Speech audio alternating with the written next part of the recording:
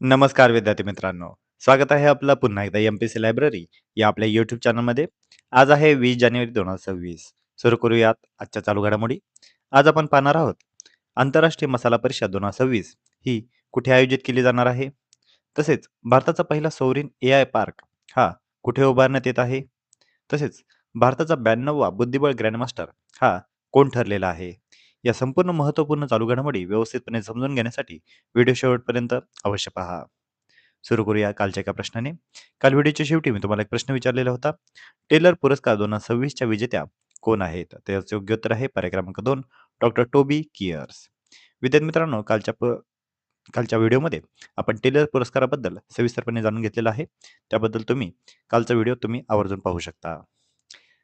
आता आपण आजच्या दिनविशेषला सुरुवात करूया. आज आहे 20 जानेवारी. 20 जानेवारी 1988 खान अब्दुल गफार खान यांची आज पुण्यतिथी. ते सरहद्द गांधी म्हणून देखील ओळखले जातात. 1929 मध्ये त्यांनी खुदाई खिदमतगार चळवळीची स्थापना केलेली होती. 20 जानेवारी 1957 आशियातील पहिली अणुभट्टी पंतप्रधान पंडित जवाहरलाल नेहरू यांच्या हस्ते देशाला अर्पण करून ॲटॉमिक एनर्जी एस्टॅब्लिशमेंट म्हणजे सध्याचे नाव असलेले भाभा अणुसंशोधन केंद्र या संस्थेची स्थापना करण्यात आलेली होती. 20 जानेवारी 1951 समाजसेवक अमृतलाल विठ्ठलदास ठक्कर उर्फ ठक्कर बाप्पा यांचे आजच्या दिवशी निधन झालेले होते. तर विद्यार्थी मित्रांनो, हे होते आजचे दिनविशेष. आता आपण आजच्या चालू घडामोडींना सविस्तरपणे जाणून घ्यायला सुरुवात करूया. प्रश्न क्रमांक पहिला. मारिया कोरिना मचाडो या कोणत्या देशातील नेत्या आहेत? ते यासाठीचे पर्याय आहेत पर्याय क्रमांक 1 कोलंबिया, पर्याय क्रमांक 2 ब्राझील, पर्याय क्रमांक 3 व्हेनेझुएला आणि पर्याय क्रमांक 4 पेरू. तर या प्रश्नाचे योग्य उत्तर आहे पर्याय क्रमांक 3 व्हेनेझुएला. तर विद्यार्थी मित्रांनो, व्हेनेझुएला हा देश सध्या अतिशय चर्चेमध्ये आहे आणि विशेष बाब म्हणजे मारिया कोरिना मचाडो या देखील व्हेनेझुएला या देशाच्या आहेत आणि त्या चर्चेमध्ये का आहेत? कारण आपल्याला माहितीच आहे की 2025 मध्ये त्यांना नोबेल शांतता पुरस्काराने सन्मानित करण्यात आलेलं होतं. त्या व्हेनेझुएलाच्या एक प्रमुख विरोधी नेत्यांपैकी एक आहेत. त्यांच्या पक्षाचं नाव आहे वेंटे व्हेनेझुएला आणि त्या वेंटे व्हेनेझुएला या पक्षाचे संस्थापक देखील आहेत. 2025 मध्ये त्यांना नोबेल शांतता पुरस्कार मिळाला होता. परंतु त्यांनी नुकताच आपला जो काही नोबेल शांतता पुरस्कार आहे, हा डोनाल्ड ट्रम्प यांना दिला होता. परंतु नोबेल जी कमिटी आहे, जी काही डेन्मार्क किंवा नॉर्वे यामार्फत जी काही नोबेल दिला जातो, त्यामध्ये त्या नोबेल कमिटीने एक जारी केलेले आहे, की अशा पद्धतीने पुरस्कार हस्तांतरित करता येत नाही. त्यामुळे मारिया कोरेना मचाडो यांनाच हा 2025चा नोबेल शांतता पुरस्कार हा राहिलेला आहे. आणि यूएसचा जो प्रेसिडेंट आहेत डोनाल्ड ट्रम्प यांना त्या नोबेल शांतता प्राइजची कशा पद्धतीने एक एका देशाचा जो काही राष्ट्राध्यक्ष असतो, तो एका पुरस्कारासाठी किती मागे लागलेला आहे, हे यातून दिसून येत आहे. आणि असे म्हटले देखील जात आहे, की ग्रीनलँडवर जो काही डोनाल्ड ट्रम्प यांनी आक्रमण करण्याचा जो विचार करत आहात, तर ते एक त्याचं प्रमुख कारण म्हणजे नोबेल शांतता पुरस्कार न मिळणं. म्हणजे एका पद्धतीचा हा किती अ, एवढ्या मोठ्या स्तरावरचा एक देश आणि त्या देशाचे एक प्रमुख राष्ट्राध्यक्ष आणि अशा पद्धतीने त्यांची वागणूक ही खरंच संपूर्ण जगभरासाठी एक मोठा धडाच असणार आहे. आपण पुढच्या प्रश्नाकडे वळूया. आंतरराष्ट्रीय मसाला परिषद 2026 ही कुठे आयोजित केली जाणार आहे? तर यासाठीचे पर्याय आहेत पर्याय क्रमांक 1 पणजी, पर्याय क्रमांक 2 कोची, पर्याय क्रमांक 3 तिरुवनंतपुरम आणि पर्याय क्रमांक 4 बेंगळुरू. तर या प्रश्नाचे योग्य उत्तर आहे पर्याय क्रमांक 2 कोची. आंतरराष्ट्रीय मसाला परिषद 2026 याची 9वी आवृत्ती ही कोची, केरळ या ठिकाणी भरण्यात येणार आहे. कोचीला भारताचे मसाल्यांचे केंद्र म्हणून देखील ओळखले जाते. 23 ते 26 फेब्रुवारी 2026 या कालावधीमध्ये ही परिषद भरणार आहे. यावर्षीची थीम आहे spice 360 getting future ready. Kerala हे भारताचे स्पाइस गार्डन म्हणून ओळखले जाते. भारत जगातील सर्वात मोठा मसाला उत्पादक आणि तसेच निर्यातदार आहे. पुढचा प्रश्न. भारताचा पहिला सॉव्हरीन एआय पार्क हा कुठे उभारण्यात येत आहे? तर यासाठी पर्याय आहेत पर्याय क्रमांक 1 हैदराबाद, पर्याय क्रमांक 2 पुणे, पर्याय क्रमांक 3 बेंगळुरू आणि पर्याय क्रमांक 4 चेन्नई. तर या प्रश्नाचे योग्य उत्तर आहे पर्याय क्रमांक 4 चेन्नई. भारताचा पहिला सार्वभौम म्हणजेच सॉव्हरीन एआय पार्क हा आता चेन्नई, तामिळनाडू या ठिकाणी उभारण्यात येत आहे. तामिळनाडू सरकार आणि सर्वम एआय या कंपनीमार्फत हा एआय पार्क उभारण्यात येत आहे. यासाठी 10,000 कोटींची 5 वर्षांमध्ये गुंतवणूक करण्यात येणार आहे. यामुळे 1,000 पेक्षा जास्त रोजगार निर्मिती होईल, असे तामिळनाडूचे मुख्यमंत्री एम के स्टॅलिन यांनी सांगितलेले आहे. त्यांनीच या करारावर स्वाक्षरी देखील केलेली आहे. सर्वम एआय कंपनी ही बेंगळुरू आधारित भारतीय एआय कंपनी आहे.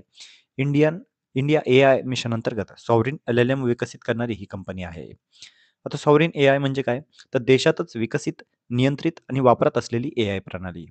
ज्यामुळे डेटा, इन्फ्रास्ट्रक्चर आणि मॉडेल्सवर पूर्ण देशांतर्गत नियंत्रण राहील. म्हणजे आपल्याला माहिती आहे, जर उद्या यूएसनी आपल्यावर जर टॅरिफ अंतर्गत संपूर्ण आपलं एआय जे काही टूल्स आहेत, हे जर बंद केले, तर आपल्याला कुठेतरी मोठा फटका त्याचा बसू शकतो. त्यामुळे कुठेतरी एक आपला स्वतःचा सार्वभौम असलेला एआय असणं खूप खूप गरजेचं होतं आणि त्या दृष्टीनेच आता पहिले पाऊल हे सॉव्हरेन एआय या कंपनीमार्फत आता आलेले आहे. सर्वम एआय जी कंपनी आहे, त्यांनी हे सॉव्हरेन एआय आता सुरू केलेले आहे. पुढचा प्रश्न, प्रवीण वशिष्ठ यांची नियुक्ती कोणत्या पदावर झालेली आहे? तर यासाठी पर्याय आहेत पर्याय क्रमांक 1 सीव्हीसी, पर्याय क्रमांक 2 एनएसए, पर्याय क्रमांक 3 कॅग आणि पर्याय क्रमांक 4 डीजीपी. तर या प्रश्नाचे योग्य उत्तर आहे पर्याय क्रमांक 1 सीव्हीसी. प्रवीण वशिष्ठ यांची नुकतीच आता दक्षता आयुक्त म्हणजे सीव्हीसी म्हणून नियुक्ती करण्यात आलेली आहे. आता सीव्हीसी म्हणजे काय? तर सेंट्रल व्हिजिलन्स कमिशन. ते बिहार केडरचे 1991 बॅचचे आय-पी-एस अधिकारी आहेत. त्यांची 16 जानेवारी 2026 या दिवशी नियुक्ती करण्यात आली. त्यांना आता 4 वर्ष किंवा वयाची 65 वर्ष पूर्ण होईपर्यंत कार्यकाळ लाभणार आहे. सीव्हीसी म्हणजे काय? तर केंद्रीय दक्षता आयोग कायदा 2003 द्वारे वैधानिक दर्जा प्राप्त असलेली ही संस्था आहे. याची स्थापना 1964 मध्ये करण्यात आलेली आहे. परंतु याला 2003 मध्ये वैधानिक दर्जा देण्यात आलेला होता. भ्रष्टाचार प्रतिबंधक संथानम समितीच्या शिफारशीनुसार याची स्थापना करण्यात आलेली होती. आता आपल्याला माहिती आहे संथानम समिती याची 1962 ते 1964 या कालावधीमध्ये यांच्या समितीच्या शिफारशी आलेल्या होत्या. सीव्हीसीचे मुख्यालय हे नवी दिल्ली या ठिकाणी आहे. तर याचं कार्य काय? तर भ्रष्टाचार विरोधी तपास करणे. पुढचा प्रश्न, भारताचा 92वा बुद्धिबळ ग्रँडमास्टर कोण आहे? तर यासाठी पर्याय आहेत पर्याय क्रमांक 1 डी गुकेश, पर्याय क्रमांक 2 आर प्रज्ञानंद, पर्याय क्रमांक 3 आर्यन वार्ष्णे आणि पर्याय क्रमांक 4 निहाल सरीन. तर या प्रश्नाचे योग्य उत्तर आहे पर्याय क्रमांक 3 आर्यन वार्ष्णे.